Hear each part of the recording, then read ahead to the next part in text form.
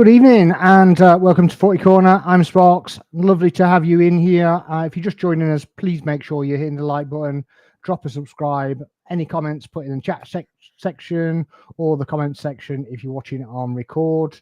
That'd be greatly appreciated. Thank you very much indeed. We got Steve, who's a returning guest, but we haven't had him on for a while. So welcome in, Steve. How are we? I'm good, thanks. Good, thanks for having me. Yeah, welcome anytime. You were at Old Trafford yesterday, weren't you? Yeah, I was. What a day. Yeah. Great day. Yeah, the travel back was made a lot better by the carrying the points, yeah? Oh, yeah, no, 100%. It made getting home at 1 a.m. well worth it. I loved every moment of it. Fair no enough. nerves at all. No nerves at all. No, I bet you've got no nails. No. It was in the bag. Never in doubt, as they say. Yeah, exactly. And we've got a new guest, Dom.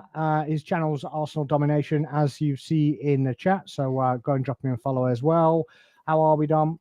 Very well, thank you, mate. Very well. Thank you ever so much for having me on, and nice to meet you both. Good result yesterday. I'm glad it was worth it for you, Steve, because that sounds like a long old day up there. Having been to Manchester myself in the week, it was a long old drive. Yeah, it is, yeah. Good to have you on, man. Yeah, did you drive or did you were you on the train? What were you doing? Drove. Okay. Drove with the family, stayed overnight and then came back the next day. So fair enough. How about you, Steve? I actually got the Arsenal coach up. Went through the club. How is that? Really good. I've never done the away coach. Do you know what? It's cost effective, good return. You're not allowed to drink, but if you don't mind that, then you're all right to go. The atmosphere's nice, the journey's nice, and the coach is good quality as well. So easy fix there and back, travel sorted. Yeah, fair, nice. Yeah, if you are watching as well, there are some issues with YouTube now, so just hit refresh. I'm not sure if it's okay on the Twitter feed, but yeah, please bear with it. We'll see how we're going to do, and yeah, we'll kind of hope for the best. Really, there's kind of nothing we can do about it. It's in the lap of the gods, as they say. But yeah, well, let's start with the Arsenal game anyway, because we kind of try and cover the other games. I don't know if you watched the other games as well, but we'll start with Arsenal anyway. So yeah, what was your takeaways from the actual game, Dom? Were you happy with the overall situation? What were your thoughts in general? Cheers. Yeah, I mean, you always take a win in these early games, particularly with Arsenal's tough start, right? We've gone away from home to Old Trafford, not been a happy hunting ground for a while. 3 points, clean sheet. Yes, the performance could have been better, I'm sure Steve's nailed will attest to in the ground, and for me watching on telly. But ultimately, in these early games, you just want the points, and Arsenal got that. And I just think, as the season progresses, I think we get more control back. Got to give United some credit. They bypassed the midfield, which is where we'd have looked to have got some control quite a lot. Our attack didn't quite function, but on another day, that pass goes slightly differently, and it's 3, 4, 5 chance, and we're talking about the attack being excellent. So overall, main thing for me was we got the points, and we go on to Leeds, and if you can make that 2 wins from 2, and I think we'd feel favourites at the Emirates to do so. That's a great start to the season. So performance has room for improvement. We've heard the players come out and talk about all the things they know they can improve, and we know they can play better than that. Defensively, they already improved first half to second half, and I think that attack will fire this season. It will just take a few games to sort of gel in Gyökeres, because he's got to adapt to us, and we've got to adapt to the way he plays, which is very different.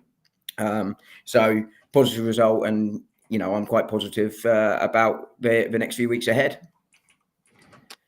Fantastic. Yeah. What was your, if you, we'd done the 6 points before, the 6 games before the season kicked off. Where did you think points tally we'd be after the 6 games? Obviously, we've only done 1 game, but I'm not trying to pull in time, but obviously we've not had you on before, and we've just asked this question with other guests, and it's interesting to see. Yeah, I mean, I didn't really have a sort of how many points we get, but I think if Arsenal can get anywhere north of 14 points, you're right in the title race. I think the minimum you want to get from those is 12. Anfield away is going to obviously be tricky. But then, if we can get that sort of, you saw Arsenal try and use the centre of the field more, and you saw us try and progress the ball more quickly than we have last couple of seasons, almost sort of back to that first title run more quickly. And I think that could be key when we go to Anfield, because they're going to, we've seen them struggle defensively in the last couple of games. Now, again, it's 2 games, really, really not, you can't judge fully on that, but I think that's probably how they're going to look to play this season. They're going to look to score 3. Kevin Keegan football, for those old enough to remember, right, in the mid-90s. I think it's going to be similar to that, and Arsenal then might be able to get at that. So we might well actually be really quite well set up to deal with Liverpool, but that's obviously the most difficult one. We've got City as well. I think that's at home, in Newcastle. But if you can win one, draw one of those, and then win the others, there's a loss in there as well. But that's 14 points, and I think that puts you well in there. So I'm going to go with 14 points. I don't know what you two said, but no, we'll get to that, because obviously Steve hasn't been on there either, on here either, so I haven't asked him that question either. But yeah, and James is in the chat as well, so welcome in, James. So if you could answer the question as well, that'd be really interesting to find out.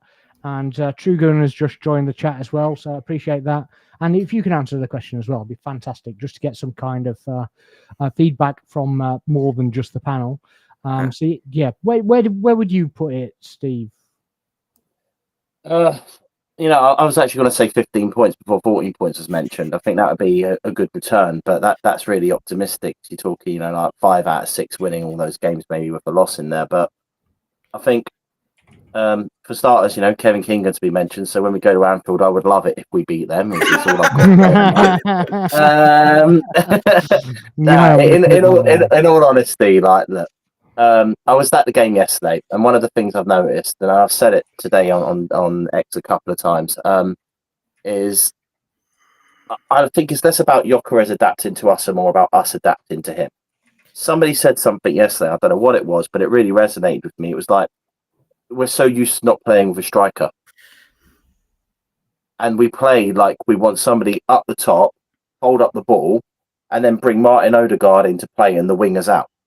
So you've got Martinelli running down one side, Saka running down the other side, and then we're tapping it around the box and passing to each other. And that's kind of what it's been the last 2 years. And I think that's one of the reasons why people have been crying out for a striker. It's so much going on around the box, but there's no final product in the box.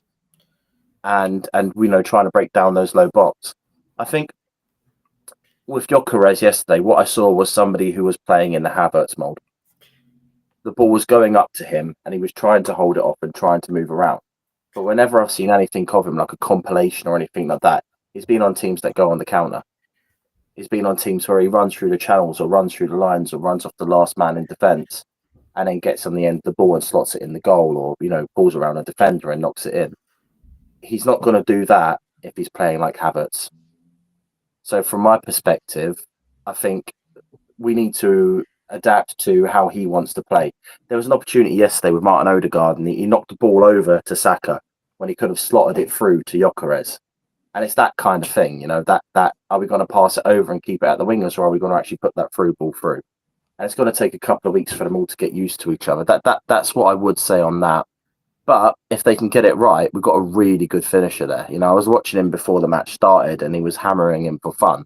They were going in soft, they were going in fast, they were hitting corners, they were hitting top corners, they were going through the keeper's hands. The guy knows how to put the ball into the back of the net. We've seen it in Europe, and I've seen it a little bit there, a bit in pre-season with that header. But I think there just needs to be a little bit more cohesion between him and the team before he's a success. I think once that happens, the whole team's going to progress even further than it has. But I think we've got a great team, a great chance, and I don't fear the big six. It's dropping points at the little teams or the smaller teams. They're not little teams, the Premier League teams, but dropping points at the smaller teams when we should have won, but we've walked away with a draw or walked away with a 2-1 defeat. Something like when we're playing a team like Fulham, for example, that sort of thing. That's where I'm fearful. So next few games, 15 points, I think, is a good chance. Okay, I mean, yeah, you're a little bit more optimistic than I was, but we'll go with that in a minute. Just one sec. Footy Locker, that's James. He says 15. This is one of your fan club. This was the channel you were on. Yes, this is Josh's channel. Yeah, he's got coming up 15,000 subscribers now. He's a young lad, 18. Wow, awesome, doing really well. Fantastic. Some things we can only dream of. Likewise. 1,000 would be great, but there we go. Fantastic. But welcome in, Josh. Appreciate you viewing. He's YouTube's just crashed back out again, so he's just lost us, unfortunately. Yeah, that's fine. Hopefully he's recording and he get to watch that anyway. But there we go. This is James. Says maybe 16. Khalid, who's a long time viewer, he says 16. Josh is basically saying, I reckon we beat Leeds, Forest, Newcastle, and draw with City and Liverpool. I'll take that all day long. I'd take that all day long. Absolutely. Not losing a game for the first 6. Especially getting one of those big games is at home though, isn't it? City's at home. City's at home, isn't it? Yeah. So so we get Liverpool and United away. Out of the way, Newcastle away. Out of the way. I'll double check that, but I think it is away. Yeah, I think it is away. And it is. Yeah. The City, even at home. I kind of want a win, to be honest, in that because it's a home fixture. I'd actually take a draw at Newcastle, even though they're struggling, it's away. So I kind of take that. But you know what to expect at Newcastle, don't you? That's the thing. Yeah, we're just going to get bullied and kicked about and whatever. But yeah, I also think that it might be a missed opportunity as well if we do draw there. So maybe we should be looking for 3 points there, to be fair. But I said 11 or 12. But I put a loss in there and a couple of draws. But maybe I was kind of being a little bit on the cautious side, let's say. So I hope we can keep the run going. At the end of the day, we just kind of want to do really well in these 6 games, and then as you said, Steve, we want to be kind of going to the smaller teams, and as much as we've got Leeds at home, we need to be winning that as well, in my opinion. But yeah, it is the smaller teams, Dom, isn't it? That kind of we've kind of struggled with and dropped silly points. Yeah, I think so. I mean, a couple of years ago we struggled less with that. There was that little run around Christmas where we dropped points. Last year, dropped silly points. I mean, some of them, Brentford, Everton, they were sandwiched either side of Champions League games where we made multiple changes. You assume that's 4 points more that you pick up there. Yeah. But yeah, Arsenal struggled to low block last year. It was, the control was needed from 2 years previous because it was too manic. You saw that with Klopp's last season. It was too manic, and I don't think you win the Premier League that way, but almost went a little too far last year. I think, there were circumstances around that. The attack kept chopping and changing. The midfield defence kept chopping and changing because of injuries. It wasn't the sort of game changers off the bench that you kind of want to look to late in games. But also we were sort of too defensive at times. And, I understand that. I think there's a human nature aspect to that as well, isn't there? That, Mikel Arteta is a more defensive manager by sort of default, as it were. That's sort of his thing. And I think when times are hard and you're under pressure, you kind of go to what you know best. But I just think that the firepower will be more there this season. We're only, in 2 seasons ago, we set a record number of goals for the club.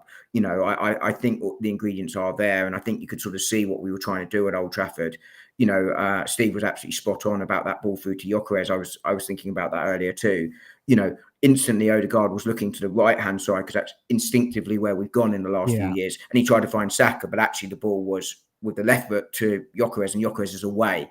That will come very soon. But that, I think that attack will be more balanced. And it was very interesting for me to see us try and go through the middle more, which is, generally the more dangerous area of the pitch. I think if we can get our wingers, who both were poor, you made this point to me on Twitter earlier, both didn't have good games, but I think they will have good games. You can get them slightly wider, you can still attack down that middle more, and suddenly that field gets stretched, and I really think that will help us score more goals this year. So I am really optimistic about our ability to beat the smaller teams more. We know they're going to drop, but I think there's more direct runners as well.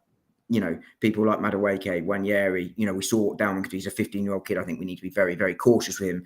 But there are more runners in the team as well. And I think those sort of differences in the squad this year to last year, I think will make a big difference and allow us to unlock those teams this year that we couldn't do last year, but we could do the year before. So I remain very pessimistic, optimistic. Okay, yeah, fair enough. Steve, do you think that we are direct enough? Do you think we've got enough options for that? Do you think we need to go to the transfer market and potentially bring one or two in, or do you think we've got enough and that it can just be adaptable? I'm with everyone else when I say a left winger is needed, but I'd actually say a left winger and a central midfield is actually needed. I like the options that we've got, but firstly, what I'd say is our ability to close out games has improved. Yesterday showed that. When he was able to make the changes, they were more controlling changes. The only thing is, I think we have a little bit more control with Trossard, but he's possibly on the move, judging by what the rumours are, than maybe what Madueke provided, because Trossard holds the ball, he keeps it down the other end, he's hard to take the ball off and tackle. I think Madueke is still finding his feet, so maybe that will come with him. But the way we closed out the game yesterday with bringing Havertz on is exactly the reason why I said at the start. It's that we were too used to lobbing the ball up to someone who holds it off, and that's our comfort zone. The moment Havertz came on and we were able to play that ball up the top and he was able to hold it, all of a sudden Saka started playing better. Odegaard started playing better. Everyone was coming in and feeding off him, so there was a reason why I said that. So that ability to play out a game will improve, but we've got to get that first goal. And what Don was saying earlier about a couple of seasons ago with the West Ham incident and all that sort of stuff, and around Christmas time, I was at that West Ham game when Bowen, arguably had the ball out of play and they couldn't find the camera angle on the corner of the goalpost when they went 1-0 up. The moment they went 1-0 up, they were always winning that game because they went everyone behind the ball and counter-attack, and then they got the second goal. We just couldn't break them down. So the hope would be now that we have that more attacking threat, we can do that. What I'd like to see, though, is more direct attack from the wings, particularly the left wing. So Martinelli, for me, he hugs the touchline too much. Whereas when he first came in, he was being that player that, went into the box, nicked a cheeky header, ran at the defender, smacked it in the bottom post and in the front corner. Do you know what I mean? And was trying to always put pressure on defences. Now he takes it and he feeds. He holds the touchline and he feeds.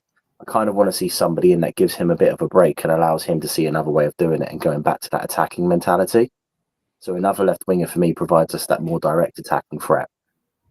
Odegaard, if he goes off the boil, like last year when he was injured, and then, I don't know if being a new parent and stuff like that had any part to play in his sort of like loss of form last year as well, because obviously that creates personal challenges in a professional environment as well. But needless to say, Odegaard wasn't at his best last year. Because Odegaard wasn't at his best, we suffered. And Wary played his best stuff from the right. I don't know if Nware's set just yet to be that number 10 role. And I don't know if Max Dowling, with his age, is set to come in and play that role either. So I would have brought in another central attacking midfielder, somebody who, when Odegaard needs to step out of the team, we've still got that cohesion, we've still got that ability to attack, and we can still, spread it around the field and take that pressure off. Because we're not just talking Premier League, we're talking Champions League, we're talking League Cup, we're talking FA Cup, and any other game that comes in between. So, for me, there's a lot that still needs to be added for us to fully be there. I think other teams have got there this year. I think Man City adding, players like Reinders and Shekri and stuff like that. They're great signings and they're good opportunities for them to sort of like get over the bad season that they had last season. Liverpool have strengthened from a position of strength and added players, but they've also been able to move some players on that wasn't necessarily there all the time or wanted out the door. So teams around us have stayed strong or gotten stronger. We've improved and added where we've lost, but I still think we need that little bit more just to up that ante and get that improvement in before we can get to that point. That's my take. Yeah, I mean, Richard here is a Man United fan, and he's basically said, obviously, Arsenal will obviously get better in the coming weeks, but if you play like you did yesterday at Liverpool, it could be an extremely long 90 minutes. You beat Newcastle, Leeds, and Forest. I mean, it's difficult to disagree with that, isn't it? I think us and Liverpool have the same weakness. Yeah, I was just going to say, just on the transfer market, I think, City, I think you'd worry about their defence. I think Liverpool, you'd worry about their defence. Arsenal, I think you're right. I think it's at least one extra attacker. My ideal world would be 2 extra attackers on the assumption that Trossard goes out because he's not signing that new contract. I've been a big Eze fan for a while because I think he gives you that option off the bench to sort of do something centrally that you're not necessarily expected to do. And, while you'd probably slightly switch around the emphasis of your attack if Odegaard needed a rest, you've got Wanyeri, who I think will ultimately be a central player, but you've got Eze there as well. Or you can go sort of 2 10s if you're chasing that game late with sort of 2 more unpredictable players. I wonder if Havertz might get some game time there in sort of a little bit closer to Gyökeres if we're chasing goals as well. Almost as a sort of, false 9, sort of second striker type thing. But the left sort of worries me too. I did a video today on Martinelli, which is a little bit more negative than I intended to be because I'm a big Martinelli fan. But I think a different type of left winger or another left winger there might well bring the best out of him, because I think Martinelli struggles with more being the fact that there's less space. I think he's at his best when we attack space. Remember last year at the start, people were sort of criticising Martinelli's form, and they were sort of saying he should be dropped for Tottenham. And I was, my view was, no, you play him against Tottenham because that's exactly the type of game he wants, because he thrives in space.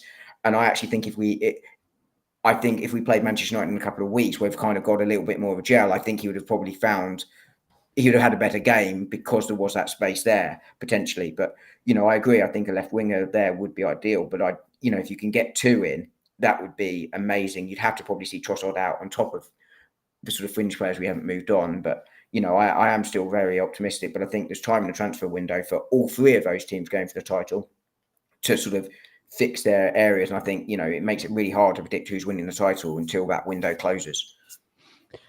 Go on. Sorry, go on. I was going to say, I think Liverpool had the same weakness we do. Like I said earlier, it's just that all over the top of the defence or cutting across from left to right. That's where Mbeumo was getting all the luck against us yesterday. Our defence was a compact unit, but it was moving to left and central as one. When that was happening, there was that wide open space for Mbeumo to take the ball and go at Calafiori. And Calafiori did great for the majority of the game, but I was still worried seeing that, because first half I was like right down staring at it, and every time Mbeumo got the ball, he was a threat. And it was just that exposure, and it forces Martinelli to keep running back. And he's been great at the last 2 seasons, but yesterday his back tracking wasn't as good as it has been, and I think that exposed us a lot. And it's the same with Liverpool; their ball over the back of the defence, cutting from left to right. If you go over their defenders, that's where Bournemouth were having their luck on the opening day of the season, and where Crystal Palace had their luck in the Community Shield. I think we need to be aware of that and work out what we're going to do, whether we're going to be more defensive or whether we're going to be more attacking as a unit and play to that strength. Yesterday felt very much like we were trying to do a bit of both, and it didn't quite work. So that's all I was going to say. Yeah, one point on that was like when we saw the Bilbao game, we saw a lot of sprayed balls, pretty much like Liverpool play, and we saw a lot of that, but we didn't really see that much of it at Old Trafford, did we? It was kind of a lot of it was just on the floor and just trying to play through the lines. Maybe if we'd sprung that ball ourselves, then it would have, I don't know, maybe offered a little bit more control and a little bit more surprise factor, I guess, that you're not going to just be trying to run straight through the lines and actually create some havoc as they were creating with us. I don't know if that would have worked as well. But yeah, I think we need at least one more. I think we need a direct left winger. I really think we need that. Whether it's,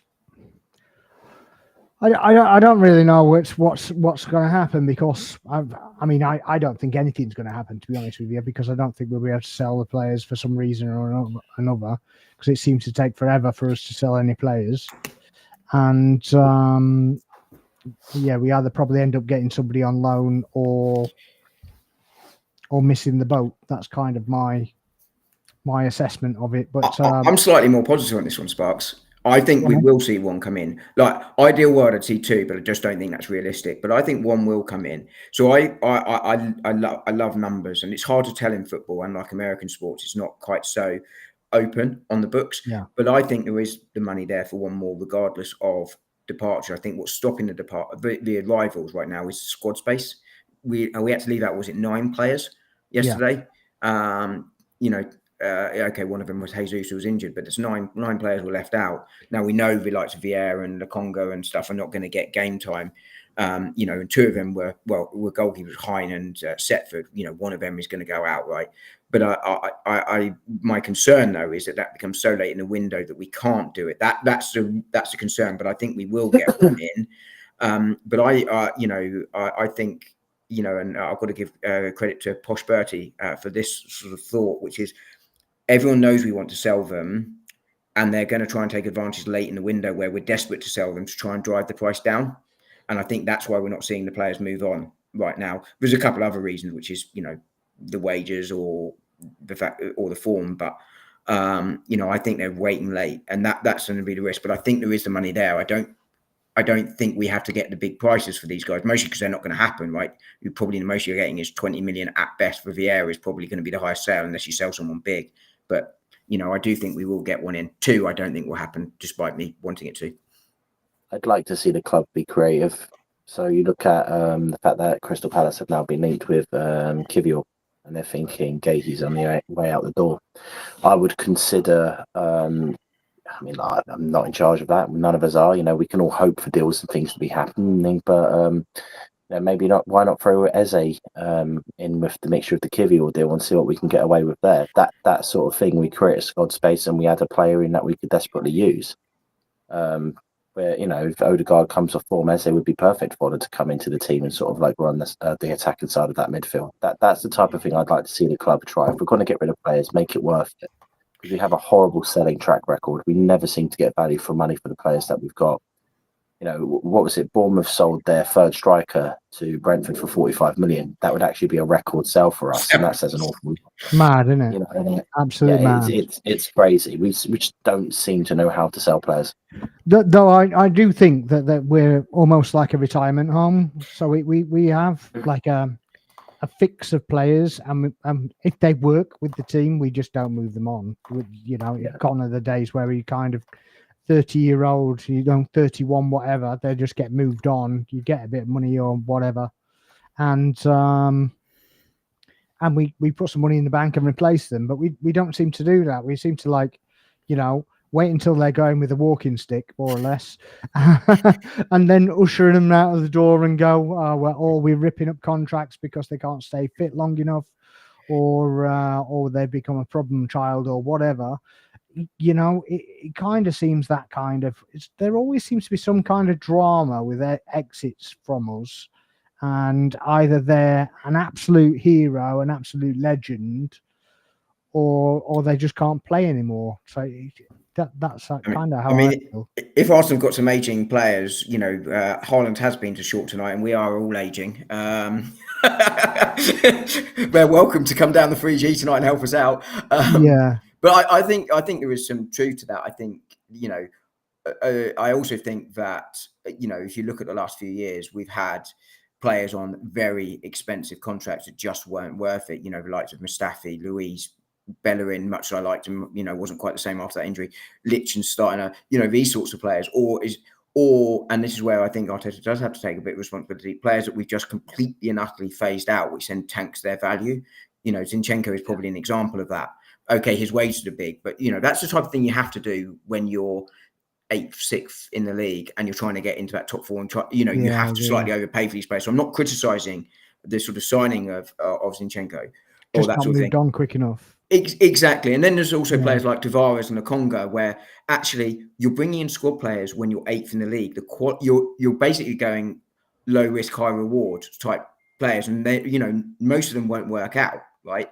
And as a result, that then makes them difficult to move on because they've not been good enough, and again, that sort of doesn't help with their value. So those sorts of things haven't helped. But I do think that the point stands that everyone knows we're poor sellers and we don't help ourselves either. So I think all of those sort of things factor into the mix.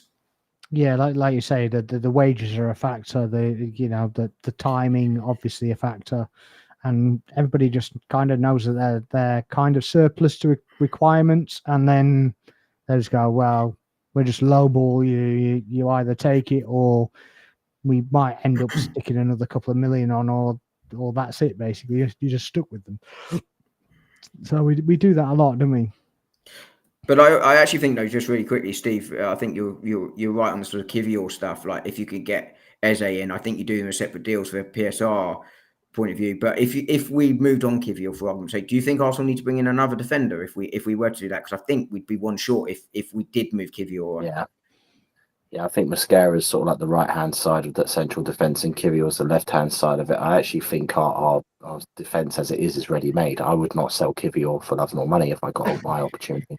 I think he's a great player. I think he came in last year and he really showed his value when Gabriel was injured. But I agree. I took a lot of stick for that, but I'm glad he sort of showed his worth at the end. I would consider selling him, though, because I think his value is high, but you have to replace him if you do. Exactly. Yeah. I think as a centre back, though, he's one of the better. I won't say one of the best because I get clipped up and whatever for it, but he's one of the better. Too late. They've already done it. Yeah, but I haven't said it yet, but there's still time. He's one of the better distributors, and certainly long distance distributors. Certainly, in the middle of the road versions, if not the upper end of centre backs, isn't he? Yeah, I'll say something now. And Sparks, you know this. Anyone who's followed me on X for a long time knows I'm really down the middle where it comes to criticism and praise. I will criticise our players and I will praise them in equal measure. If I think they're not doing well, if I don't think they're good enough at this point in time, I'll say that, for which I'll get a lot of stick. And when I think there's balance, mate, but people don't like it. No, exactly. And when they're good and they're playing well, I'll praise, which then doesn't get noticed because we're all too focused on the people that are criticising. But I was very much like it with Gabriel 2 seasons ago. I thought he had a lot of issues in terms of his judgment, making that last-ditch tackle. He reminded me a little bit of Koscielny, where he was phenomenal, but then if that ball goes past him, he's taking down the person and getting a red card. Do you know what I mean? Or he's creating a bit of problem. And he really cleaned that up last year, and he's been phenomenal ever since. And I take back anything bad I ever said about him, and I'll do that quite happily. It was the same thing with me and Kivior. I was scared about him and the ball over the top, especially when he had Partey playing alongside him. If he was forced to play alongside, Gabriel himself, and he had Partey on the right, and he was tucking on the right-hand side of the defence of Kivior. If that ball went over the top, he was in trouble because he was tracking back and he was getting caught out, and that's how we conceded the goal against Palace in the FA Cup. If we can go all the way back there, and from my perspective, I was always panicking: is he good enough? Is he going to do it? But like I said, when he came in at the end of last year, Gabriel was injured. Not only did he step up, he did everything that was required of him. He looked solid in that defence. You never want to get rid of a solid player, but like you said, Dom, if the value's high, and you're going to get back, you can get back more for him than what we paid, then do it. My problem is they're talking about 28 million, and I think we signed him for around that. So you're only getting the value that you got for him. I think we signed him for about 18, didn't we? But 18. And it obviously helps with PSR, right? It's what Chelsea do a lot, isn't it? They sort of buy players in and sell them on because it helps with accounting stuff. At some point, that will come to bite them. But I think but I agree with you. I think if you're selling Kivior, you've got to have a good replacement. I defended him after those sort of games you mentioned earlier, because I think some of that is when you haven't played a lot, it can be really hard, particularly coming in as centre of defence to do that. I know I play at a much, much lower level, but it's so hard as a defender to come in cold. It really is. Yeah, I like Kivior. I really like him, and I don't think I'd want to sell him at all. But I think it's got to be somewhere in the region of 35 to 45, somewhere in that kind of region before we even kind of entertain it, to be honest, because we've got to go out and buy somebody else anyway. And, we have a couple of options in the fire. I don't know the names as such. I'm not one of these people that he's constantly scouting people. You know, we've got something called jobs. Yeah, well, and lives and renovations and God knows what else. So, you know, there are a lot of people that can follow scouting networks and they make an opinion, a formed opinion somehow. I don't know exactly how that works, but yeah, So I think if I was going to ask you both a question, you can sign one defender, one midfielder, and one attacker. That's with Kivior going out the door. Realistically, I'm assuming. Realistically, yeah. Realistically, you could sign one defender, one midfielder, one attacker. If Kivior goes out the door, who would you sign?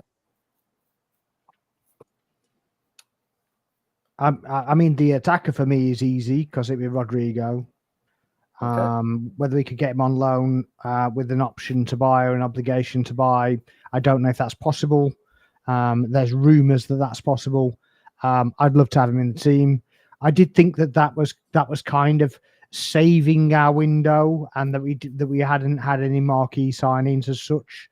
But I've kind of negated on that a little bit. I actually think that Zubimendi and Gyökeres are both marquee signings.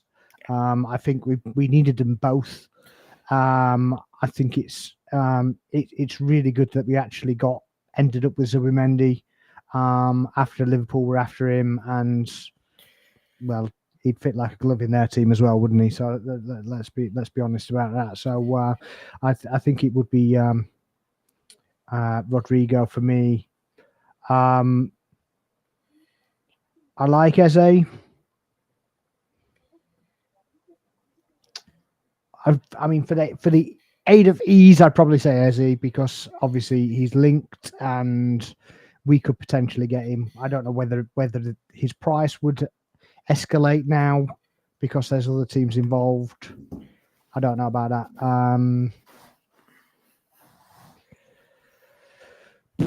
The defender's struggling, to be honest. My dream defender went to Chelsea, unfortunately, which would have been Kivior to go out and Hato to win. But I've got a couple of names that might help out. Hato, I would have wanted Hato, actually. Yeah, yeah, I would want Hato.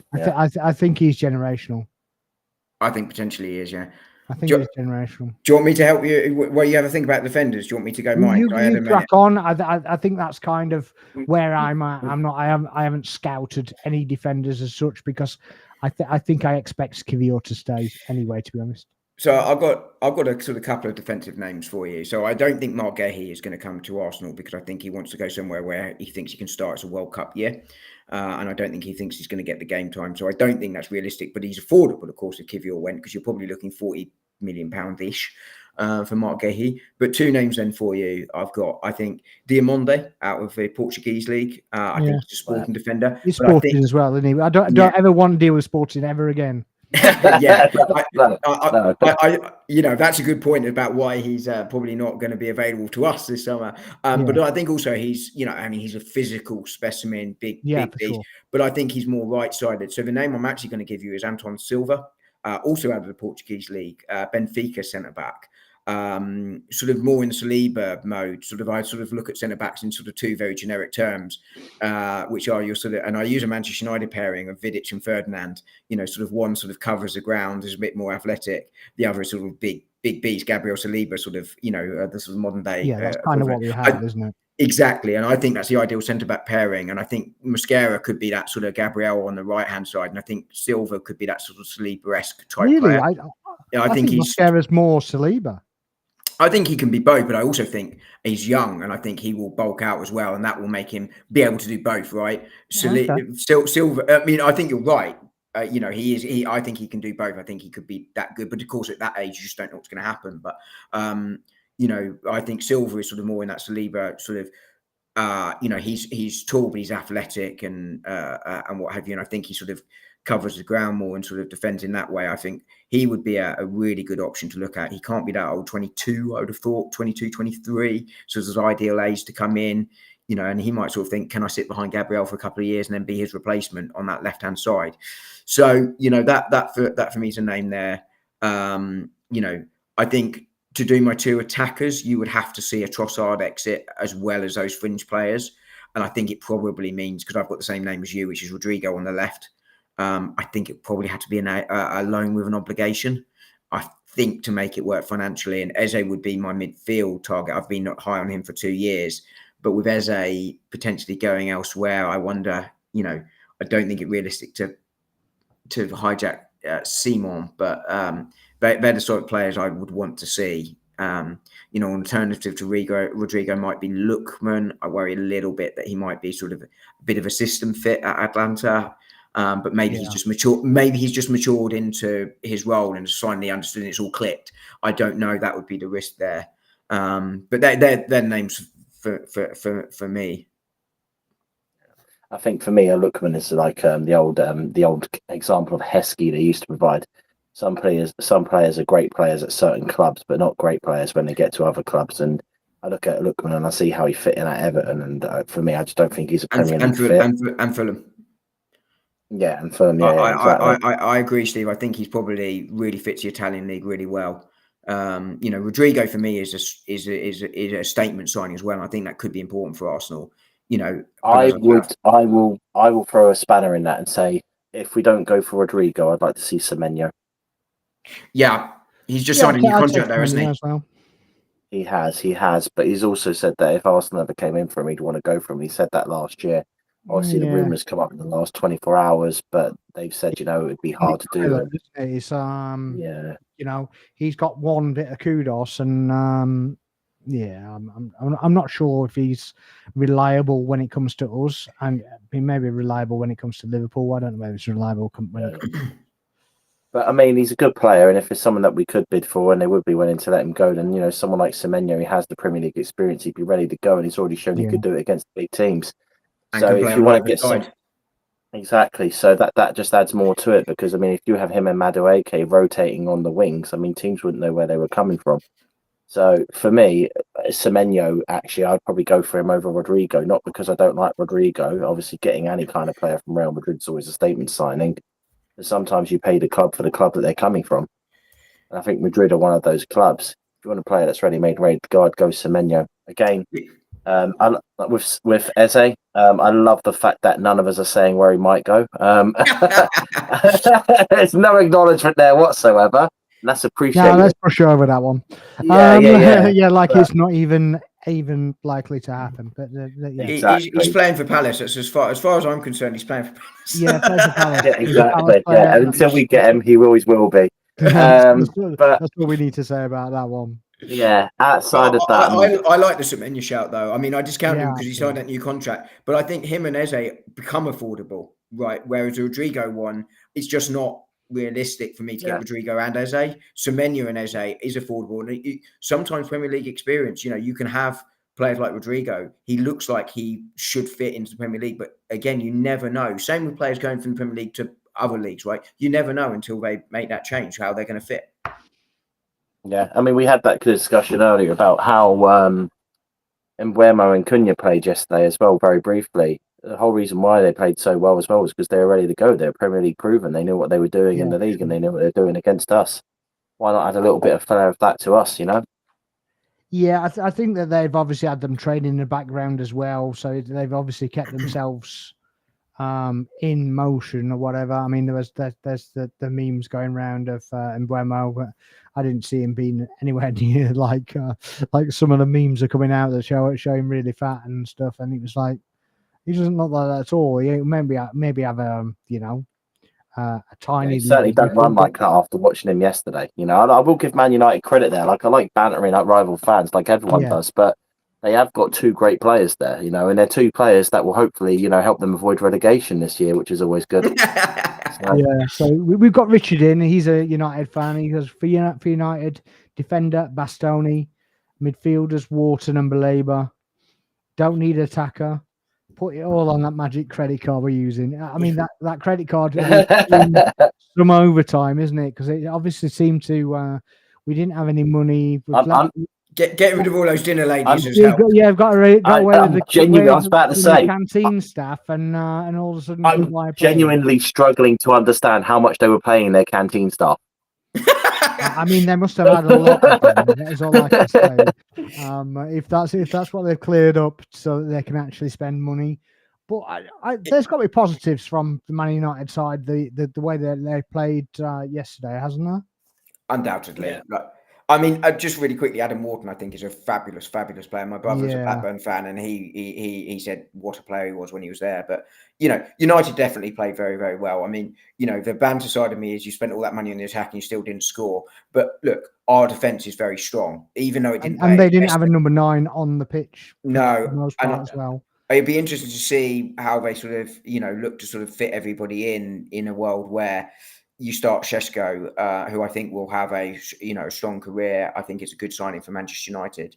How they fit that all in. I was talking about it before the game. Are they going to go with the back three? And if so, how then do you fit Fernandes, Šeško, Cunha, and Mbeumo in? And the reality is, Amorim was brave and he dropped one of them to the bench. How long he can do that for, I don't know. But I thought he did a really good job. And as you say, they played really, really well yesterday. And they will score goals this season. You worry about them defensively, and that midfield. But they're going to take 2 or 3 years to build. That's reality. And if United are patient, they will reap the rewards. Arsenal had to do it. People laugh at me for phases, but no one can Liverpool as well. Yeah, but no one can ever tell me when they laugh at me for the phases of how do you go from 8th to 1st 5 years ago from where we were in 1 year. You can't. To be honest, I wish they'd stop talking about phases. To be honest, I do too. It's just like it's just red rag to a ball. Can you just talk about normal stuff? Yeah, Don't talk about I phases. Don't talk about all that shit, and literally just talk about normal stuff. And maybe we'll get bantered a tiny little bit less. I agree now. We've done the building, right? But the point is you have to build, and that's where Manchester United are now. We're obviously now, we've got to win now. Phases are over, but the point I was making is that Manchester United have issues, but they will have issues because the whole squad needed pulling down and starting again. And it's going to take them 2 or 3 years to get to that point. United just can't make the same mistake that we did, which was we had that first year where everything was crazy, and we thought we were going to win the league and we lost it by 2 points in the end. And the decisions went against us that year anyway. Like all we do is mention Brentford and that goal getting given that should never have been given, or other things that happened that season. It was just wild with us. But the thing is, like after that, you said at the start we were traumatized, and like Arteta changed the way, he started getting too defensive and everything else. I can agree with that. But the one thing we didn't do that I remember specifically saying that summer was we need to move players on now, and we need to sign more players, and we need to strengthen from a position of strength.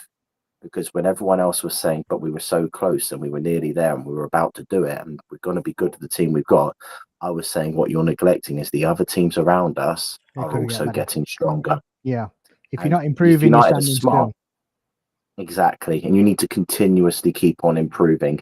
And if United want to continue from where they're going, my opinion is that, I don't like praising rival teams. I hope that we're going to be the best team in the country and it will forever be that way. But if United are going to be smart about it, one of the things that they need to start doing is saying, okay, we've got this team this year. Let's see where we take it. But next year we go again and we improve again. And that's how they're going to start trying to climb back up to where they need to be.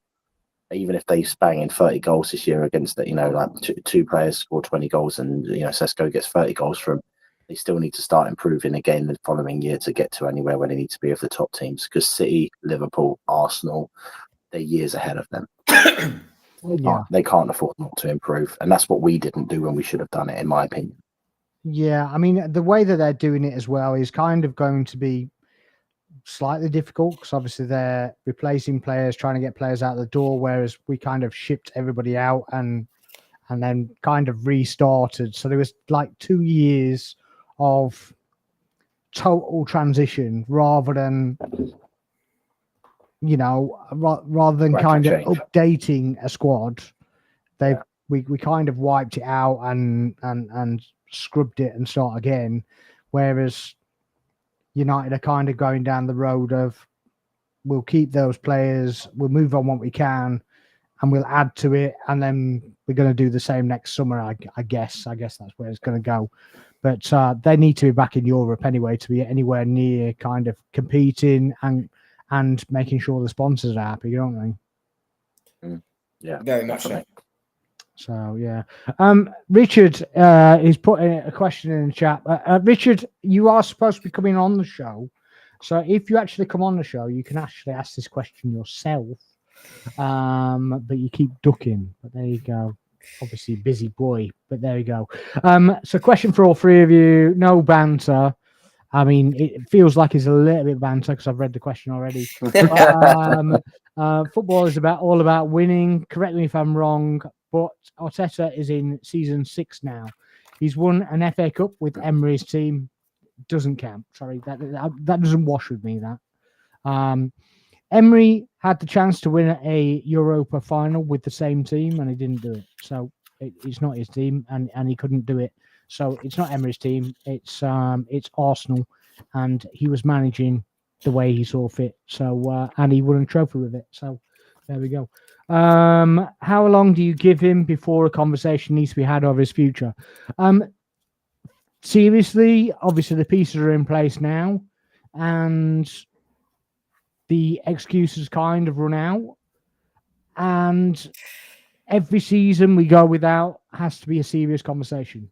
It's as simple as that. The transition, the rebuild, the project is done.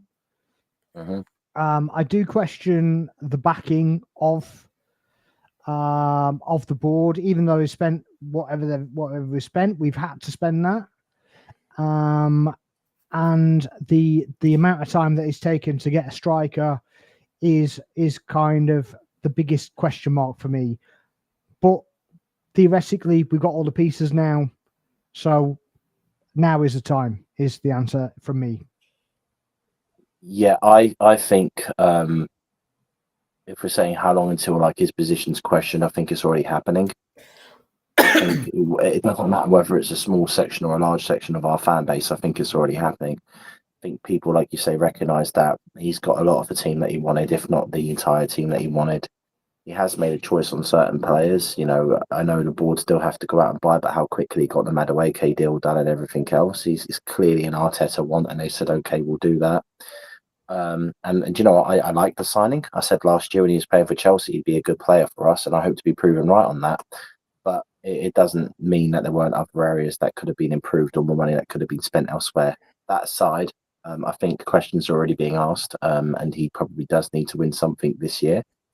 I think every year he doesn't win something, there's more pressure on the team.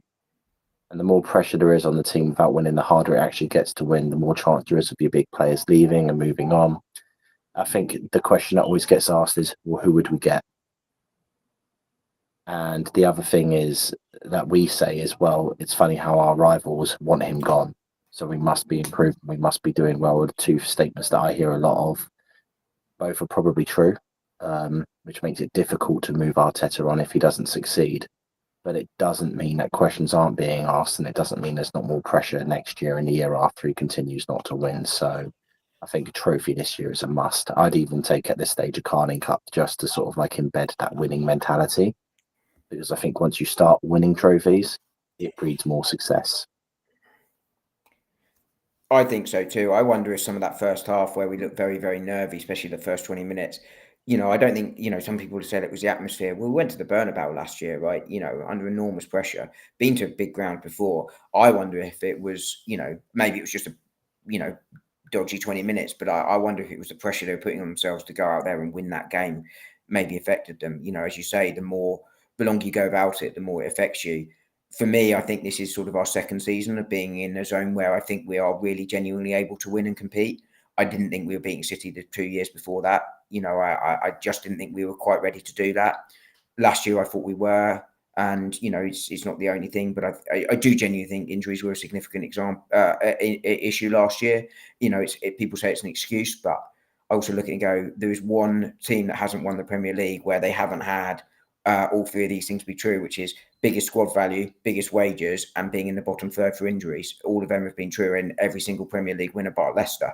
You know, and we, you know, we had two of those three last year, but that's by the by. But I think, you know, the pressure is definitely on him this year to win, and I think he's going to have to probably win something this year, well as he's done to sort of, you know, keep the fan base together. And I think a big thing for me this year is the fans need to be united together to you know, get behind this team. It's a collective effort on the pitch, off the pitch.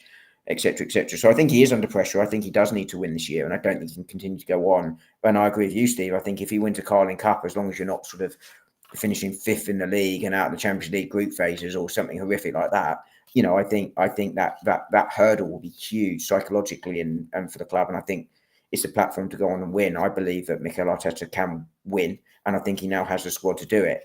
He now does have to go and prove that, of course, but I think he can, and I genuinely think he will. What would your ultimate be if we could win one thing to make you ultimately happy with the progress this? Well, I'm going to stop using that word because it's really annoying. So it's not even progress anymore. It's deliver. But where would you lie? Where would your limit be of what we win? Champions League. So if we just won the Champions League, you'd be happy with that? Yeah. Okay. I'd be just happy with an FA Cup, but the one we want to be aiming for is a Champions League. It's I'm just talking about ultimate of, you'd be ultimately happy with everything rather than I can cope with that rather than ultimate. Yeah, for me then it's a League Cup or an FA Cup. If you're talking about the big one that you want to get for the Champions League, and that's what they want to be looking for. But the thing that's going to make me ultimately happy is one of the cups. If we get the league, that's amazing. It shows we've been consistent over 38 games and we've done it. If we get the Champions League, that's one of the biggest hurdles off this club's back. That's the history set. That's us then moving forward and recognised in that bracket. But if it's just something to keep the manager, keep the fans happy, have some progress, Champions League space and an FA Cup or a League Cup is a really good season for us at the moment. We need to get that monkey off our back. We need to get over that hurdle. Yeah. Would you agree with that, Dom? Yeah, I agree, Steve. I think, and Sparks, I think you take a trophy this season, any trophy. But, if I could pick one trophy to win this season, much I'd love our first ever Champions League. I'd actually take the Premier League. It's been over 20 years. And I think, you take either, right? If you go, I'm not crying if it's Champions League by any stretch, right? Yeah, but, for me, it's been over 20 years with the league and I'd really, really like the league. Of course, it's been even longer in Europe. Was it 94, Alan Smith? But yeah, but do you think that it needs to be that for discussions not to be had for the manager to be replaced? In some quarters. Sorry, Steve. Go. No. I was going to say for the project to be viewed as a success from what's been put in and all of the upheaval and the players that have come and gone and the money that's been spent. I think I'm not in the ballpark of when fans say, "Oh, Arsenal spend X, Y, Z," and how they've not got success. I think that's a load of rubbish. I think that's just fans trying to point score. Nor does it take into account the value for players are much more expensive now. Wenger's only spent this much, right? Yeah, well, transfers were half the value then. Sorry, yeah, exactly. No. But it's just fine. It's just my point is that in order for the project itself to be viewed as a success, you need to get that level of actual success, and that comes with a league, that comes with a Champions League. But for fans just to be happy, you want to be lifting silverware. I don't think we can go into this bracket of saying the Community Shield is a trophy either. A Community Shield is a trophy. For me, other teams label it as it, but it's not a trophy grace of the season. I think if you got it alongside another trophy, maybe it can be considered like that, but it can't be considered a trophy on its own. In my opinion, right. I think if you've got, I don't know, if you've got the Premier League and you've got a double, say, and you want to put that with it to shine it up a little bit, then I think that's fine. But like more like what City did when they've won it, they've got like a whole parade of trophies and stuff like that. So I think if you're putting it alongside of the trophies, you can kind of count it. But I don't think you can count it as a trophy on its own, if you know what I mean. Yeah, I mean, and that's it. Sorry, Steve. No, go on, Tom. No, I was just going to reiterate my point. It's about success. It has to be brought with a trophy alongside it and to make it a successful project. Yeah, so that's what I was going to say again. Yeah, I was going to say I agree with you guys. Really, I think for the Arteta era to be a success, it's got to be one of the big trophies. For him to get himself another year after this year, it's probably the League Cup. It's just sort of your baseline. I don't think you can have another year like last year, where I think there were things beyond his control last year. I do genuinely think money was tight. I do genuinely think that injuries hit it. But I also think that he made some mistakes too, right? And I do think he should have been backed in January with what money was there, because we knew we were through the Champions League, so we knew what money we had coming in, which meant there was some money in January when the market was a bit better. But you can't have another... Sorry? Even the summer, because we made a profit in the summer.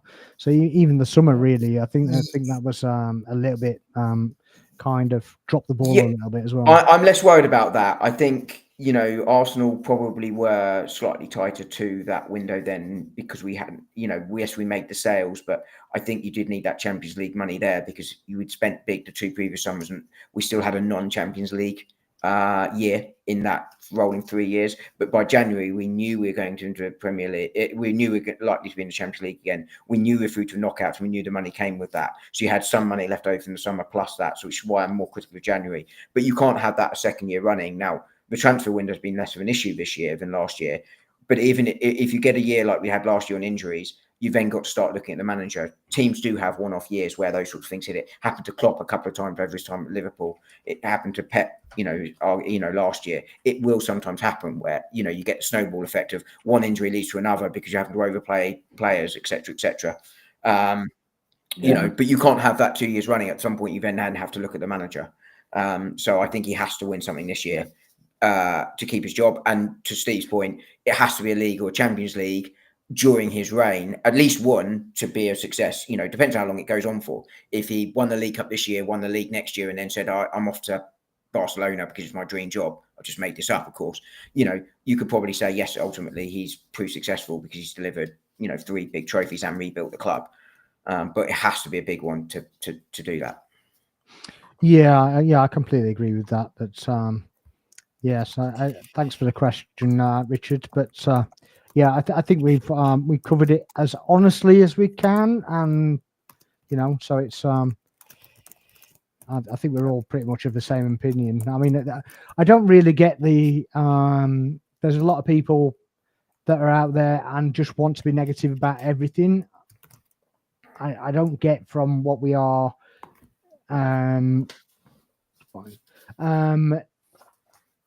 But yeah, some people, it's just never good enough. So it's I don't prescribe to that. I think it's absolute nonsense. You've kind of got to use some kind of brain power. Critical thinking. I would say critical thinking would be the thing to use. Yeah. That you got too many. We got fans that are too pro positive, and we got fans that are too pro negative, and that's one of our biggest downfalls as a fan group. Yeah. And I think the ones that are completely Arteta in, and you can't say anything bad about the manager, and you can never say that he could lose his job. Those fans are as bad as the fans that turn around and say everything he does is rubbish. Sometimes you just need to sit back, think about the situation, and think, actually, this is good. This has been great. This isn't good. This needs to change. We need to get something here. It's then the best way to honestly maintain your mental health as a football fan, I think, because especially as an Arsenal fan. I think that's true of all the best managers too, right? Sir Alex Ferguson didn't get everything right. Pep doesn't get everything right. That's true of every manager. Everyone in the world it's true of, right? But I think you're absolutely right. I do think there are some, but it doesn't matter what Mikel Arteta does, it will never be good enough. There are some, doesn't matter what Kai Havertz does, it will never be good enough. It's the same sort of thing here, where it's like, let's see what they do, and let's actually analyze what they do. Noni Madueke is in a similar boat. All I've seen of Noni Madueke is the one clip of him running into the corner. It's like he's played 30 minutes. Like, come on. What gets me though is that they sit there and they kind of glaze Emery, and it's like, and like I alluded to before, he took us to a European final. He was hired to keep us in, get us into Champions League in any way, shape, or form, and that would have done it. And when he failed to do it, and then proceeded to I don't want to say particular words because it might trigger people, but I don't want to playing ultimately negative football at the likes of Sheffield United when we're playing 3 defensive midfielders and such like. Just I was stood in the stands and I lost the plot one day. I just walked straight back out again. Didn't even watch the game. Do you know what though? Everything you're saying about Emery is true, and Villa found that out the hard way Yeah, last bottled year. it. They looked like they were in a position to get Champions League, and all of a sudden they bottled it, and then they ended up struggling for European football. I think that was the issue with Emery, was he would play too defensive and he'd make those errors, and it was good that we got rid of him when we did. I think Yeah. there's too much revisionism saying that he Those was same amazing. people are saying that that Arteta's too pragmatic. It's just madness to me. I just don't understand where the kind of agendas kind of stem from. Yeah, the only thing Arteta really needs to change for me is the fact that sometimes he makes substitutions too late. That annoys me as well. Yeah, I think that's right. Arteta is a defensive manager, but so was Emery. I think Emery had to go less for the tactics for me, but more because the players had given up and the culture wasn't changing. And the culture in that team and that dressing room, was not good for the club, and ultimately that needed pulling out. And I think ultimately that's what brought him down more than the tactics, but the tactics then contributed to him losing the fans. So he lost the players. The results started going, and we were playing bad football, and all of those things combined, it's the right decision for him to go. It doesn't make him a bad manager, but it's why he didn't get the time Arteta has necessarily got, because I think the board realised they needed, a long-term plan, which they implemented, but also, even arguably last season were aspects that were better than the season before in terms of the Champions League and stuff, but there's been that progress, which people might not like year on year. And bar last season, we scored lots of goals, and those two things kind of generally keep people on board. Yeah, I think the Emery talk is an incredibly good segue into what happened in the other results this weekend. Yeah, well, the Villa game, the Villa Newcastle game, for me, to be completely honest with you, sent me to sleep. I was just going to make the same point. I thought it was a thriller. I don't know what you guys are on about. I mean, you might add thriller on in the background. End-to-end stuff, right? I mean, no, it was terrible. It was actually terrible. If Newcastle had a number 9, they'd have won that game, to be fair. But, it wasn't a good game. It's two sides of... I think, they're finishing the top half, obviously. But, the two sides that struggle for an identity, and I think are going to really struggle to make that leap this year from last year. You saw Newcastle two seasons ago struggle to make that leap. You saw Villa struggle last year, and I think both may well struggle again this year. Newcastle, I don't know how they're going to cope with Champions League and the league. Even if they get Isak back in the fold or they replace him, just don't know how it happens. And they've even got themselves to blame as well off the pitch. Eddie Howe has been without a director of football for over 12 months now, or near enough 12 months. That's unforgivable. And I just think Villa they're at the end of their road. They're running out of money. They lost Stavely, didn't they? The Newcastle, and they've kind of fallen apart since that's happened. And you can't really see where they're going, to be honest. I think, I don't see Villa doing much this year. I think they'll get a few results against big clubs, because I think that's what they do. They, for some reason, they just show up in certain games and they pinch results.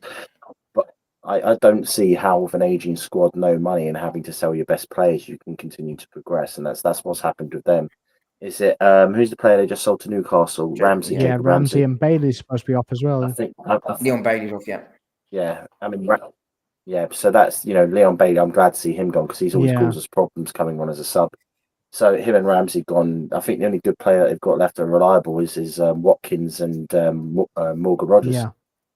And they got a goalkeeper that doesn't even want to be there. Said his farewell. We know all about him. We said his farewells at the end of the season, and can't find a club, so he might have to be reintegrated. But I don't see Villa going forward. I think they're going to go backwards this year, and I actually think they're a little bit at risk of ending bottom half of the table, or maybe even finding themselves in problems like he did a few years ago.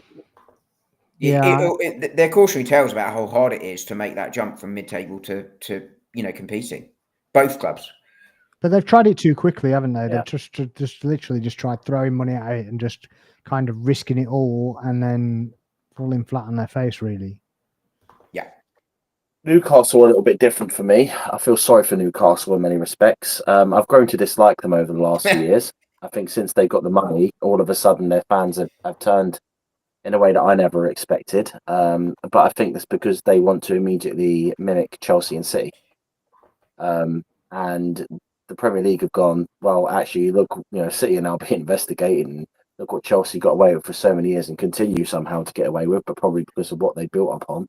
And I think another club doing what they've done is going to be really detrimental to the league long term. But that's my take as a rival fan as well. I don't want to see it. Like I said, I openly said at the start of this, I don't want to see other teams succeed over Arsenal. But what I will say is, Newcastle now not being able to spend the wealth that they've got, I can see why their fans are annoyed, because it doesn't help them. But the rules are the rules at the moment, and they need to do what they need to do. And it might even mean they need to sell Isak. I actually think they should keep hold of him. I think they should put a statement out to turn around and say, we're not selling our best players. We won't be bullied into selling our best players. And if we do sell our best players, it's going to be for the value that we want for them. I think that's the only way Newcastle can move forward with that. Because if they cave in at the end of the season, they let him go to Liverpool and they haven't signed a striker, you can guarantee they're not going to make Champions League football, and that's going to have a worse knock-on effect on their PSR.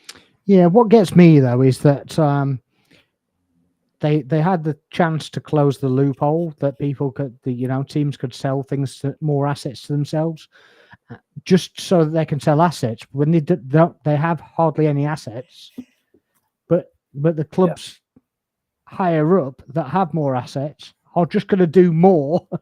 And it's like, well, do you not realize that they're going to just run away from you because you're allowing them to sell their assets to themselves?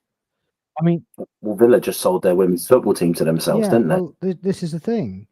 I mean, it's just, but I know Villa did it, but they don't have. Surely they don't have that many assets being Villa, or do they? Do they own hotels and stuff like that? They can. I was just going to say, do they own a local Premier Inn? I wouldn't have thought so. But, so obviously leaving the door open for Chelsea basically to continue doing what they're doing, surely it would make more sense for these guys to club together to basically close the loophole so that at least one club, or however many are going to do it, 2 or 3, don't actually run away from them, and it helps them,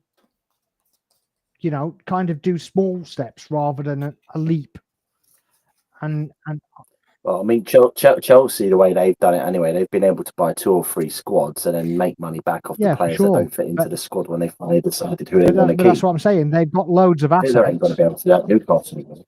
So they can just keep doing it, can't they? But there we go.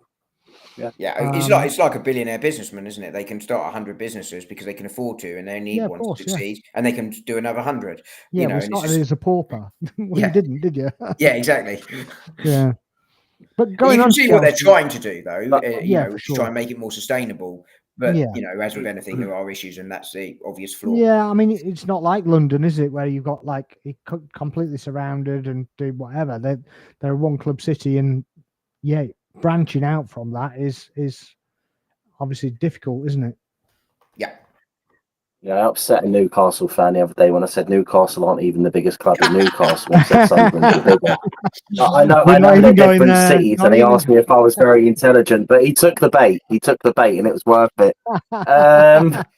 Love that. But no, for me though, as well, I don't. Talking about Chelsea, I see Chelsea in Champions League places. I don't see them winning the league. Yeah, agree. And I think there's a lot of is it round pegs and square holes, or whichever way round you say that saying. Never quite get that one right, and it's the second time square pegs round holes. So there we go. Square pegs round holes. Thank you very much. That will probably be corrected on video for me. Yeah, exactly. But I just think that there's still a few players that they're umming and ahhing over who fits what and where and how they go and how they want to play. And they've got a good manager, obviously learned under Pep, same as Arteta. But I just don't see them making that final push when everyone else is already such established. So I'd see them Champions League places, but that's Agreed. it. Yeah, I'm with that as well. I think they'll may start in a title race, but I think they'll drop off quite considerably, especially when Champions League comes along. They're not going to be able to fully rotate like they did rotated the early stages of the Conference League. So, however, not to trick any Man United fans on here, Chelsea keep on getting helped by the referees because I know in the last 24 hours there's been a lot of talk about us apparently being helped by the refs, which what I thought was one of the most one-sided reffing performances I've ever seen. But that's for another time. I'm surprised he didn't go the extra mile and actually give the penalty, to be honest. But yeah, I thought it was shocking. I really did think it was shocking, Yeah. and I am actually surprised the goal stood. I'm surprised he didn't give a free kick for it. He had opportunities, but luckily, he kind of held out and didn't give the ultimate prize away. Let's go on Liverpool very quickly because I know Dom's got to go. So we just wrap up with the Liverpool. Obviously, opened the weekend on Friday. It finished 4-2. What did you guys make of that? Did you think Liverpool were going to kind of run away with the league? Do you think it's going to be quite competitive? What were we thinking? Yeah, well, first of all, I think, lovely from them and Wolves for the Jota tribute. So well done to sort of both clubs for that. Secondly, I think Liverpool were kind of what I thought they might be, which is really good going forward. I know Wirtz had a difficult day, but, it's one game, right? And everyone was lauding him after the Community Shield. And my view after that was it's one game. And I think, this is just his second game. Let's see how he settles in. But Liverpool looking good going forward. I worry still about their balance in their team. They're very, very open at the back because you've got Kirkes, who I think the occasion kind of just got to him a little bit. He got a little bit excited. I think he'll be better next time. But you've got him and Frimpong bombing forward, and it puts a lot of pressure on Van Dijk. And it's interesting they've already conceded as many goals in the Premier League in transition as they did in the entirety of last season from one game, which tweets to how good they were last year in terms of that stat. That's not sustainable, but I think they are going to get exposed a little bit there. I think it does tell me that they need to get in an extra centre-half cover because right now, if one of those starting to get injured, it's Joe Gomez, who is injured. And then you're down to Endo or Gravenberch, who is, of course, a big miss for them. But, Liverpool deserved to win the game overall. I thought Semenyo was excellent on the pitch and off the pitch for the way he dealt with the horrible incidents he had to deal with. Yeah, But Liverpool, deservedly win the game. They'll be in the title fight, no question, this season. But I still worry about the balance right now. Yeah, just to touch on that, actually. Yeah, the guy was arrested the next day, I believe, at 4 p.m. for the racist remarks on Semenyo. Absolutely disgusting. Should know better in the position that he's in as well. Just given that he's probably been subjected to some kind of similar episodes. So no room for racism as far as I'm concerned. Absolutely disgusting. Completely don't condone anything like that. He should be banned. He should be whatever. He should be made to apologise. The irony was the guy had the no room for racism badge printed on the side of his shirt. I don't think he has. I don't think he read it.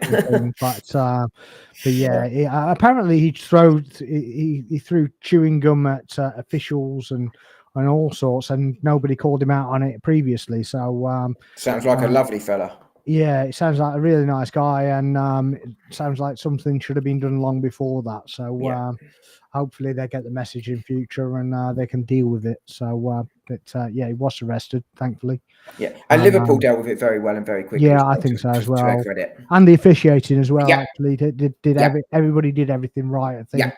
And the fact that they kind of... I would have liked to have seen Carragher call it out, though, unfortunately. I don't really care about him, to be honest. I don't. We kind of know the character anyway, don't we? So it's just not interested. So long as the officiating and the powers that be deal with it properly. Granted, he could call it out, but I don't think we expect anything less, do we? No. No, true. My take on Liverpool is, like I said at the start, they have weaknesses in defence, switching wings and balls over the top and stuff. You mentioned at the start of the call if Arsenal were going to play him, type of player you want a Martinelli in against him because he'll exploit that space at the back.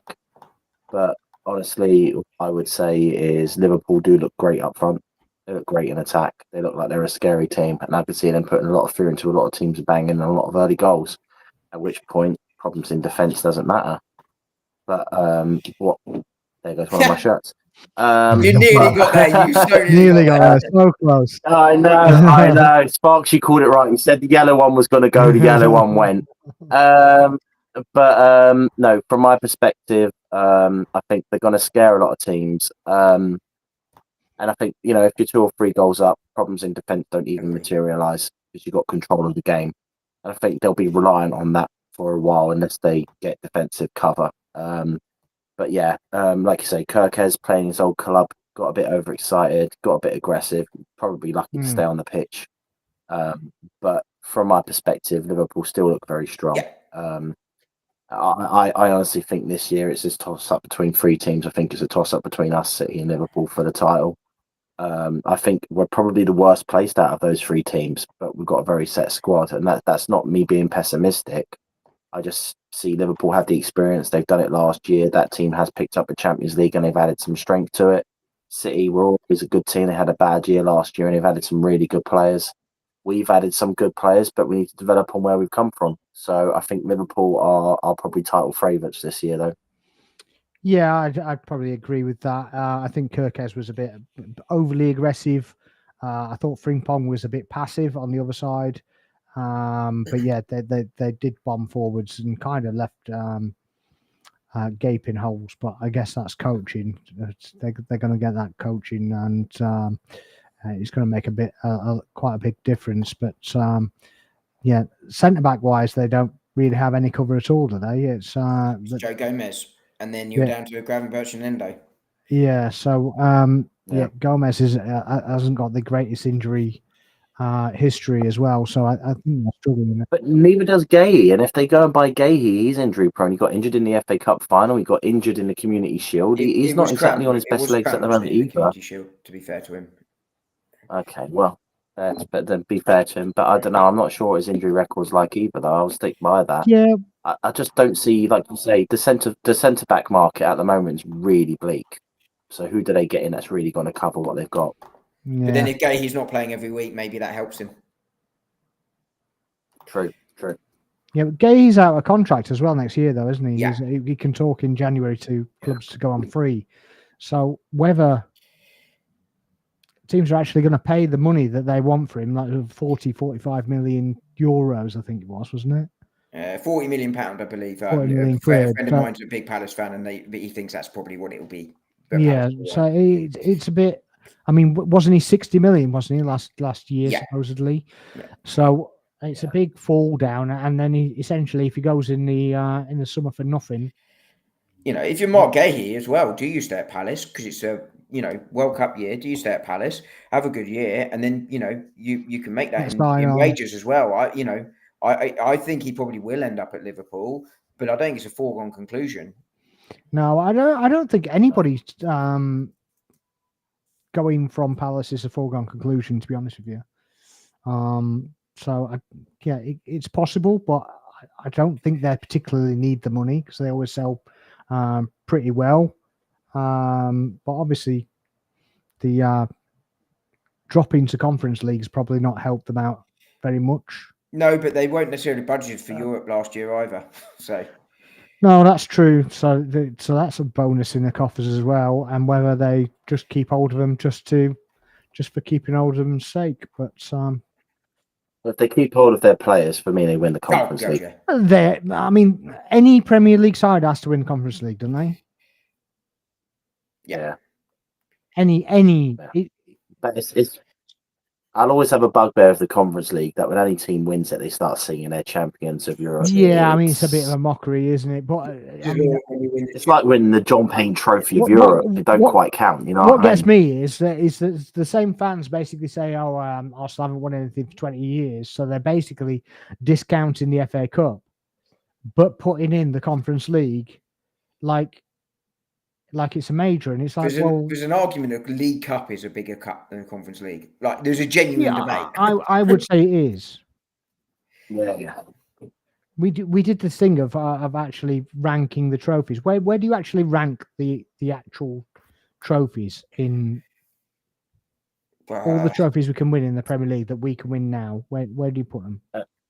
Okay, Premier League. If we're going to go in order of all of the trophies, Premier League champions, Premier League and Champions League probably on a par, but like you said earlier, probably after thinking about it, Premier League just on top. Then FA Cup. No, sorry, Europa League. Get my words out. Europa League, FA Cup, because it gets you into Yeah. Europa League. League Cup again gets you into European football, and then I'd probably go the Conference League after that, and then Community Shield after that. Yeah. Yeah, I agree. Yeah, you know, I was going to make a joke and say the Emirates Cup is above the Conference League, but that would have been a joke. I think Steve's got the right order. I completely agree with that, and I think that the only reason that the Champions League would change with the Premier League in our circumstance is because we haven't won it before. I think as soon as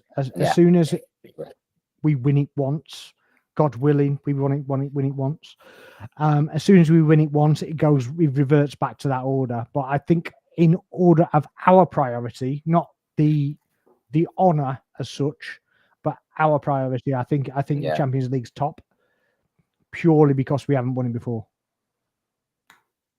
But I put Premier League this year because it's been 20 years. But I think if you take that out of the equation, then I agree with you, Sparks. Yeah. So it's only a personal thing. It's not a we're not complaining if we win the Champions League, but not the league, right? Or vice versa. I'm not going to cry either way. Absolutely not. So I just hope we win something, and if we win the big ones, happy days. I think we can say that like we were saying earlier, I think we can say that the process, if that's even allowed to be said anymore, has actually works, like you say. But I think we've covered that. But there we go. Dom, thanks very much for joining us. Make sure you're following his channel on Arsenal Domination as well. How are we, mate? Thanks for joining us. Well, I was going to say thank you ever so much for having me on. It's great to be here, and really appreciate it. Hopefully brought a couple of views in from promoting on Twitter as well for you, because the least I can do for having me on. So been a really enjoyed the conversation. It's similar to when I go on a couple other channels like Guna Gathering and stuff. It's a really mature conversation. I think it's really important to have those balanced conversations like we had tonight. So thanks, gents. It's been an absolute pleasure. Yeah, pleasure to have you as well. But it's nice to have. I see so many shows, and it's like pure banter or veiled banter, and it's just like I just haven't got time for it. Too long in the tooth for it. To be honest with you. Well, I don't know. I had my little bit in it from time to time, Sparks. I had my little bit. Yeah, but still, I see that sensible. It's all jokes, it's good. Do you know what I mean? There's sensible banter, and there's just rage bait, I guess. So I think banter is fine. Well, I think when you're putting just crap in for the just for the sake of it, that's when I kind of get an issue with it. Well, I think if we're going to end it on that note, I think there's only one thing I should really say on the banter front, and that's that it was never a penalty against Cunha yesterday, and just leave it at that. Well, I mean, that wasn't banter. That's not banter. That's just fact. Factual. Yeah. So I don't think it was a penalty. To be honest. Do you seriously? But although I will say one thing, I did want to admit. No, of course not. Never in a million years. You were alluding to the fact that you thought it was a penalty, and you were bantering that it wasn't. No, I'm alluding to the one Man United fan who's watching us and seeing if I can get him stirred up. I'm not sure. The only decision that I thought yesterday was really horrific before I go, and I know we ain't got time to talk about it, but how Crystal Palace's free kick never stood is beyond me. Yeah, absolutely crazy. Actually, there was another one as well, and I will say this, even in the Liverpool game, I thought that was a sending off for the Bournemouth player, hands down. I don't know how the hell he stayed on the pitch. It's just a joke. They obviously didn't look into it deep enough or watch it long enough to discover that he was, swatting at the ball. Let's say, and there was a penalty at the other end, of course, as well. But there was the handball. I think it was at the other end. McAllister. Yeah. And the one where the Bournemouth player went to kick the ball and the Liverpool player dived through the back of him and they didn't give anything for that as well. There was 2 potential penalties for Bournemouth in that game. The one with McAllister went in underneath. I can't remember. His name. McAllister was the foul, not the handball. Actually, it was the the foul. Around, the handball. Yeah. Ooh, who's the handball? It was the handball where McAllister dived through the air, looking at it, and then he moved his arm down like that and it hit him. Yeah, it's McAllister again. That was the Community Shield. Oh, no, it was the Bournemouth game. Yeah. It wasn't a Community Shield, it wasn't a Community Shield. Oh, it was, you're right. Community Shield, it was the McAllister tackle and the Community Shield. His arm towards it, and then my fault. I got the 2 mixed up. Yeah, you're spot on. The penalty shout was for Bournemouth. I thought was a bit of a shout, but you never really saw a close up of that actual challenge. I thought so. It was a bit much. No. So there you go. I must go and play. We're checking out. We're checking out. It's just taking a long time to get there. Thank you very much. This is 40 Corner. I've been Sparks. Thank you very much. Good night.